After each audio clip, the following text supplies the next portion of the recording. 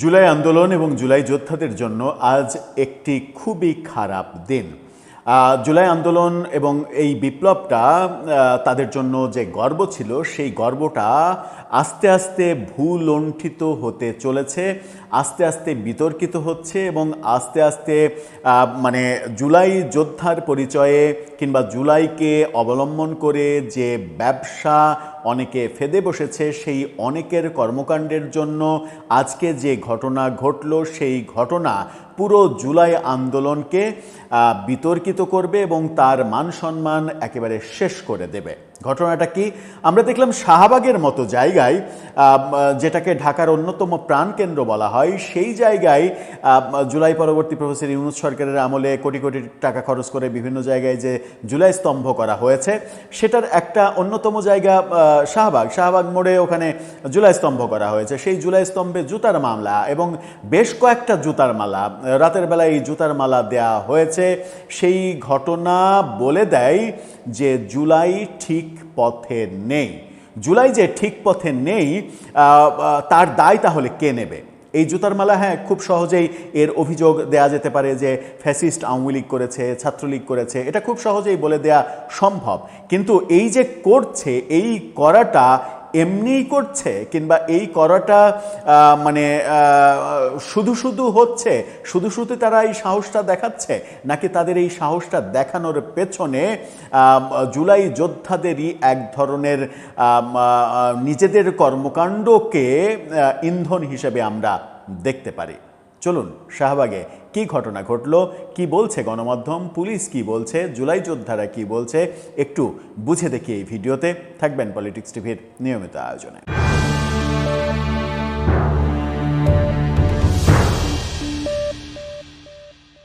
দর্শক, বলছিলাম শাহবাগে জুলাই স্তম্ভে জুতার মালা, এই দৃশ্য আমার মনে হয় যে জুলাইয়ের যারা পক্ষে না, বিরোধী না কিন্তু পক্ষে না, মোটামুটি নিরপেক্ষ, তারাও প্রত্যাশা করেন না। হয়তো একেবারে জুলাইয়ের বিপক্ষে যারা, একেবারে বিপ্লবাত্মক বিপক্ষে যারা, তারা হয়তো প্রত্যাশা করেন। কোনো অসম্মানই কোনো সাধারণ নাগরিকের পছন্দ করার কথা নয়, এই অসম্মানও পছন্দ করার কথা নয়। তিনি যদি জুলাইয়ের মোটামুটি একটা নীরব বিপক্ষের মানুষও হন, তিনিও প্রত্যাশা করবেন না যে এই ধরনের জুতার মালার কাণ্ড ঘটুক। জুলাই যোদ্ধা কিংবা জুলাইয়ের পক্ষের যারা, তারা তো প্রশ্নই আসে না এটা মনে করার। কিন্তু সেই ঘটনাটাই ঘটলো শাহবাগে, ঘটতে দেখলাম আমরা। ঘটনার যে সকল ভিডিও বেরিয়েছে, সেই ভিডিও থেকে অল্প একটু ভিডিওতে দেখলে হবে কি যে বিশ্বাসযোগ্য মনে হবে যে ঘটনাটা সত্যিই হয়েছে। একটা ভিডিও কয়েক সেকেন্ড একটু দেখে আসুন, তাহলে বুঝতে পারবেন যে ঘটনাটা ঘটেছে। একটু দেখুন। এই যে ভিডিও, এই ভিডিওতে আমরা দেখতে পাচ্ছি ঘটনাটা ঘটেছে। আবার গণমাধ্যমও বলছে, গণমাধ্যমের শিরোনামটা দেখে নিন, সেখানে বলা হচ্ছে শাহবাগে জুলাই স্মৃতিস্তম্ভে জুতার মালা সরিয়ে নিল জনতা। পরবর্তীতে জনতা সরিয়ে নিয়েছে। খুবই স্বাভাবিক, জনতা সরিয়ে নেবে। এই জনতাও যে জুলাই যোদ্ধা, এটা তো খুব স্বাভাবিকভাবেই স্পষ্ট। কিন্তু এত বড় একটা ঘটনা ঘটলো, এনসিপি, বৈষম্য বিরোধী ছাত্র আন্দোলন কিংবা জুলাইয়ের বড় বড় স্টেক হোল্ডাররা, তাদের কোনো ফিলিংস আমরা দেখলাম না এখন পর্যন্ত। সারা দিন কেটে গেল, কিন্তু তাদের এই ব্যাপারে কোনো ফিলিংস দেখিনি। কি বলছে গণমাধ্যম? এই জুতার মালা দিয়ে অবমাননা করা হয়েছে। দুপুরে এই ঘটনা ঘটে, আজকে দুপুরে, দিনের বেলায় এই ঘটনা ঘটেছে, অথচ শাহবাগ এলাকায় প্রচুর সিসি ক্যামেরা রয়েছে। পরে সেখান থেকে জুতার মালাগুলো সরিয়ে নেন স্থানীয় জনতা। দিন দুপুরে ব্যস্ততম এলাকায় এমন ঘটনা সাধারণ মানুষের মধ্যে চাঞ্চল্যের সৃষ্টি করেছে। ভিডিওটি সামাজিক যোগাযোগ মাধ্যমে ছড়িয়ে পড়লে শুরু হয় সমালোচনা। স্থানীয়রা জানান, শাহবাগ এলাকায় সবসময় বিভিন্ন গোয়েন্দা সংস্থার লোক থাকে, কিন্তু এমন ঘটনার সময় কাউকে পাওয়া যায়নি। তারা ক্ষোভ প্রকাশ করে বলেন, যারা জুলাইয়ের অর্জনকে অস্বীকার করে তারা এই কাজ করেছে। সিসিটিভি ফুটেজ দেখে দায়ীদের দ্রুত গ্রেপ্তারের দাবি জানিয়েছেন উপস্থিত সাধারণ মানুষ। জনতা নিজেরাই সেই অবমাননাকর মালা সরিয়ে এলাকাটি পরিষ্কার করেন। সেখানে দায়িত্ব পালনকারী সংস্থাগুলোর ভূমিকা নিয়েও নানা ধরনের প্রশ্ন উঠেছে। এই জনতার কথা গণমাধ্যম বলছে ঠিকই, কিন্তু এটা তো আর জনতা না, জুলাই আন্দোলনের পক্ষের কেউ গিয়েই মালাটা সরিয়ে নিয়েছে। এখন প্রশ্ন হচ্ছে যে দুপুরবেলায় এটা ঘটলো, কেউ টের পেল না।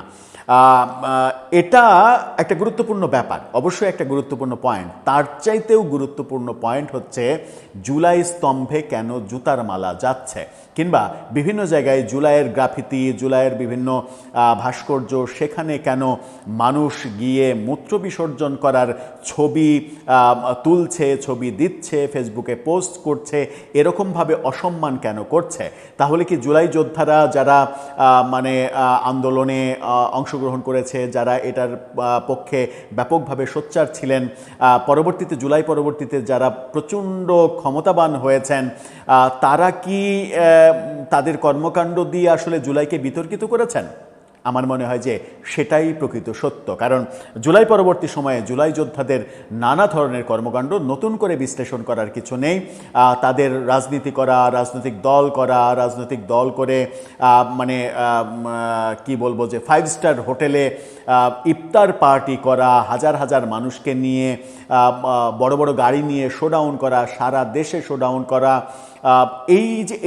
এই যে ব্যাপক অর্থ, মার্সিডিজে চড়া, প্রাডোতে চড়া, বিএমডাব্লিউতে চড়া, যে ছেলেটি কদিন আগেও বলেছিল যে গ্রামের সব থেকে ভাঙা বাড়িটা তার, কদিন পরেই তার বয়ান চেঞ্জ হওয়া যে গ্রামের সব থেকে বড় বাড়িটা তার, ভাঙা বাড়ির জায়গায় বিল্ডিং হওয়া, যে ছেলেটা গণরুমে থেকেছে, হলের গণরুমে থেকে থাকতে বাধ্য হয়েছে এবং ছাত্রলীগ করতে বাধ্য হয়েছে টাকার কারণে, কারণ তার মেসে থাকার টাকা নেই, সেই ছেলেটাই 1 বছর পরে জমিদারের নাতি হয়ে যাওয়া, শত শত গাড়ি নিয়ে শোডাউন করা, এই ব্যাপারগুলো সাথে জুলাই নামধারী অনেকের চাঁদাবাজিতে সম্পৃক্ত হওয়া, দুর্নীতির সঙ্গে সম্পৃক্ত হওয়া, বহু বিতর্কের জন্ম দেওয়া, এই ব্যাপারগুলোই আমার মনে হয় যে জুলাই বিপ্লবকে, জুলাই আন্দোলনকে অনেক বেশি বিতর্কিত করেছে।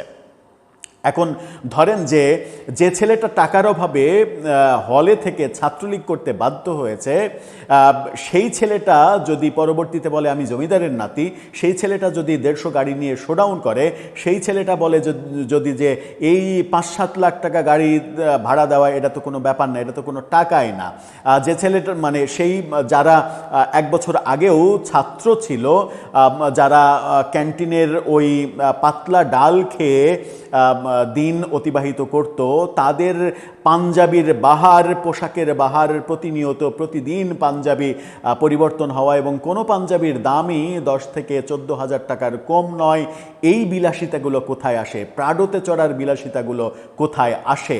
এই প্রশ্নগুলো জুলাইকে বিতর্কিত করেছে এবং তাদের পরবর্তীতে নানা কর্মকাণ্ড এবং মানে এমপি হওয়ার জন্য নীতি বিসর্জন দিয়ে একটা রাজনৈতিক জোটের সঙ্গে জোটবদ্ধ করা, দলের নানা ধরনের ভাঙন, অনেকের পদত্যাগ, সব মিলিয়ে প্রফেসর ইউনূসের এদেরকে অনেক বেশি আশকারা দেয়া, সারা দেশে মববাজি প্রতিষ্ঠিত করা, জুলাই যোদ্ধা পরিচয়ে, বৈষম্য বিরোধী ছাত্র পরিচয়ে যে কাজগুলো অনেকেই করেছেন, কিছু কিছু বললে ভুল হবে, অনেকেই করেছেন, সারা দেশে যে চিত্রগুলো আমরা দেখেছি, এবং থানায় গিয়ে হুমকি দেওয়া যে আমরা পুলিশ মেরেছি, আমরা থানা জ্বালিয়ে দিয়েছি, আপনার সাহস হয় কি করে আমাদের একজনকে গ্রেপ্তার করে নিয়ে আসার?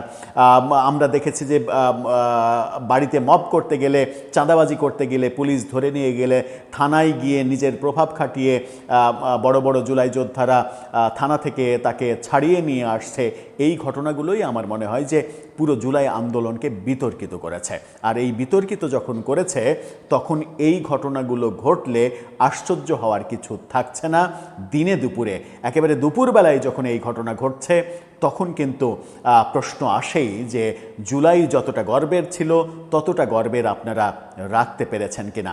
আবার জুলাই স্তম্ভে জুতা দেওয়ার ব্যাপারটাতে কতটা অবাক হওয়ার ব্যাপার থাকে, যখন আমরা এই বাংলায় দেখেছি মুক্তিযোদ্ধার গলায় জুতার মালা দিতে, আমরা দেখেছি মুক্তিযুদ্ধের বহু ভাস্কর্য ভেঙে ফেলতে, বঙ্গবন্ধুর ভাস্কর্য তো আছেই, বঙ্গবন্ধুর 32 নম্বরের বাড়ি তো আছেই, সেটা না হলে মনে করলাম যে শেখ হাসিনার বাবা হিসাবে শেখ হাসিনার দায়টা তার উপরে চাপালেন, কিন্তু মুক্তিযোদ্ধারা বীরশ্রেষ্ঠের গলায় যখন রশি দেয়া হয়, তাদের ভাস্কর্যের গলায় যখন রশি দিয়ে ঝুলানো হয়, তখন জুলাই যোদ্ধারা যখন চুপ থাকেন, তখন কিন্তু জুলাই স্তম্ভে জুতার মালা মানে দেখলেও অনেকেই চুপ থাকবেন এবং অনেকেই মনে করবেন যে সঠিক প্রতিদানটা পেয়েছেন।